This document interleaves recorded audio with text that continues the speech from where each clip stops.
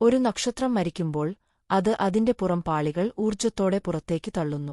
ഇങ്ങനെ ഉണ്ടാകുന്ന വാതകങ്ങളുടെയും പൊടിപടലങ്ങളുടെയും ശേഖരമാണ് ഗ്രഹണീഹാരിക. പല ഗ്രഹണീഹാരികകളും വൃത്താകൃതിയിലോ ദീർഘവൃത്താകൃതിയിലോ ആണ് കാണപ്പെടുന്നത്. എന്നാൽ NGC 6072ന്റെ ഈ പുതിയ ചിത്രം നോക്കൂ. ഇതിന് ഒരു പ്രത്യേകതയുണ്ട്. ഇതിന്റെ ആകൃതി വളരെ ക്രമരഹിതമാണ്. എന്തായിരിക്കാം ഇതിന് കാരണം? ശാസ്ത്രജ്ഞർ പറയുന്നത് ഇതിന് കാരണം ഈ നീഹാരികയുടെ ഒന്നിലധികം നക്ഷത്രങ്ങൾ ഉണ്ടായിരുന്നിരിക്കാം എന്നാണ്. ഒരു കൂട്ടാളി നക്ഷത്രം മരിക്കുന്ന നക്ഷത്രത്തിൽ നിന്ന് പുറത്തേക്ക് വരുന്ന വാതകങ്ങളെയും പൊടിപടലങ്ങളെയും സ്വാധീനിച്ചതുകൊണ്ടാണ് ഈ വിചിത്രമായ ആകൃതി ഉണ്ടായത്. ചിത്രത്തിലെ ഓരോ നിറത്തിനും അതിന്റേതായ കഥ പറയാനുണ്ട്.